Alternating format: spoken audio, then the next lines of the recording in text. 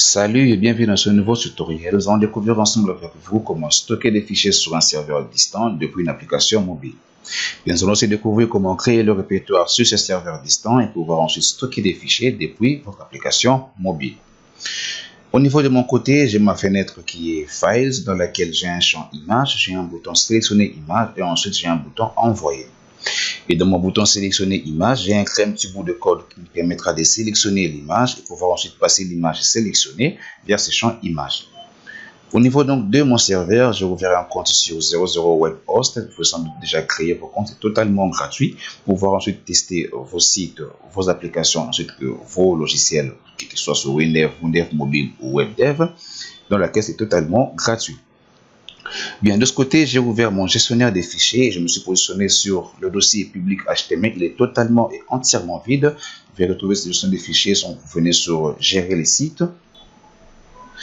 Et ensuite, hop, dans cette icône sur gestionnaire des fichiers. Et là, déjà, vous allez tomber, vous cliquez sur ce bouton télécharger des fichiers et vous tombez sur ce gestionnaire des fichiers.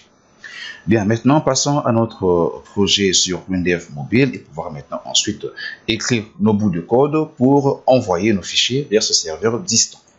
Donc, dans mon bouton envoyer, hop, je passe sur code et en premier, je vais déclarer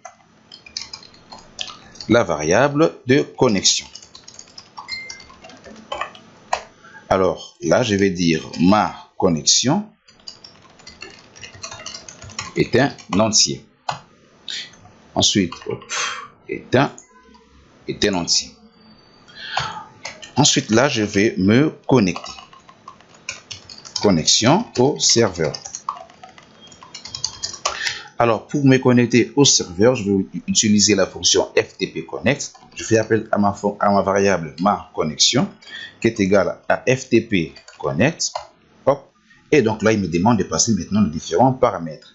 En premier, je passe le serveur. Alors, sauf passer l'adresse IP de votre serveur, sauf passer le FTP de votre serveur. Pour mon cas, je passe le FTP de mon serveur. Hop. Et donc là, maintenant, en paramètre encore, je passe le nom d'utilisateur. Et ensuite, je passe le mot de passe.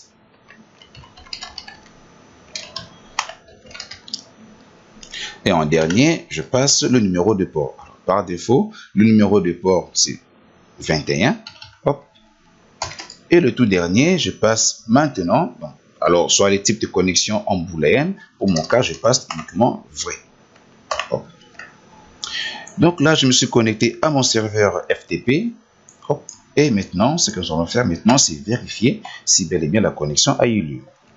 Alors là, hop, je mets en commentaire vérification de la connexion.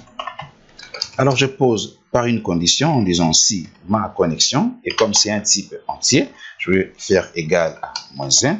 Alors, hop, cela je vais corriger, égal à -1.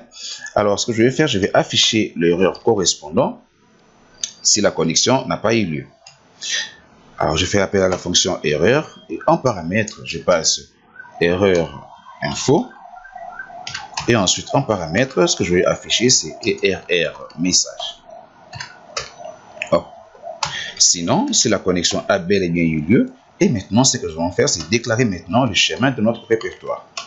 Alors là, j'ai dit en commentaire, chemin répertoire. Donc là, je vais déclarer une variable mon répertoire, qui est une chaîne. Et ensuite, maintenant, là, je vais écrire le chemin dans lequel, donc le répertoire auquel je vais créer. Pour ces cas, maintenant, je vais donc me positionner sur ce répertoire parent, donc, qui est public HTML. Donc, je passe en premier public-HTML. Et en deuxième, maintenant, c'est le répertoire auquel je vais créer. Alors là, je passe image, upload. Upload. Et voilà. Et donc, je mets un petit slash à la fin. Donc, maintenant là, et ce que nous allons faire maintenant, nous allons vérifier si le chemin n'est pas créé. Et donc, on va créer ce répertoire. Donc, si le répertoire n'est pas créé, on va créer ce répertoire et directement stocker le fichier. Au cas contraire, si le répertoire n'est pas créé, on va donc afficher le petit message. Donc là, hop, donc je vais vérifier par une condition si le répertoire existe. Voilà. Alors, donc là, je vais dire si par, on fait appel à la fonction FTP rep créer, hop. Donc là, l'identifiant de la connexion, je passe ma connexion et en deuxième paramètre, hop, je vais passer le nom du répertoire. Alors, c'est mon répertoire, donc ma variable répertoire. Donc, si par répertoire créé, donc si le répertoire n'est pas créé, hop, et donc là, on va créer ce répertoire. Hop, pourquoi j'oublie? On va créer ce répertoire et ensuite on va stocker le fichier. Donc là, je vais dire FTP. Alors sans doute là, je vais directement faire appel à ceci. FTP rep créer. On va créer ce répertoire là. Et ensuite, directement, on va passer à l'envoi du fichier. Envoi du fichier. Pour envoyer le fichier, la fonction FTP, donc envoi, hop. Donc là, je passe l'identifiant de la connexion et en deuxième paramètre, je vais passer donc le champ de l'image. Donc, il va récupérer l'image depuis les champs images pour le stocker dans le répertoire. Alors, donc là, je passe en paramètre le champ image, hop, et en dernier, je passe le répertoire. Donc, mon répertoire. Hop, mon répertoire. Donc là, hop. Et maintenant, si l'envoi a eu lieu, on va donc afficher un petit message. Afficher un message. Donc là, je vais dire info, hop, pour dire fichier, envoyer. Hop, donc là, je vais fermer le petit fin pour le sinon. Et donc, à la fin, hop, on va donc fermer notre FTP.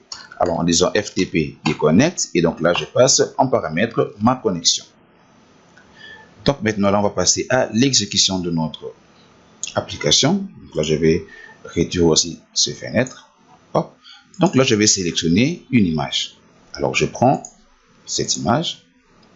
Je clique sur ce bouton envoyer.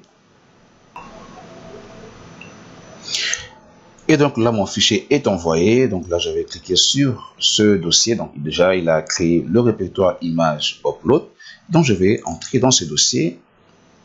Et là, je vois le fichier qui est envoyé. Je vais envoyer un autre fichier. Hop, je sélectionne le deuxième fichier. Hop, je clique sur envoyer. Donc le fichier est envoyé. Je vais actualiser ce répertoire image upload. Hop. Donc là, le fichier est bel et bien envoyé. Et là aussi, on a la taille du fichier. Bien, je pense qu'on a fait le tour avec vous dans ce petit tutoriel sur l'envoi de fichiers sur un serveur distant depuis une application mobile. Si ce tutoriel vous a plu, n'hésitez pas à partager, à liker et à vous abonner. Et sur ce, moi, je vous dis à très bientôt pour de nouvelles vidéos et je vous dis bye bye.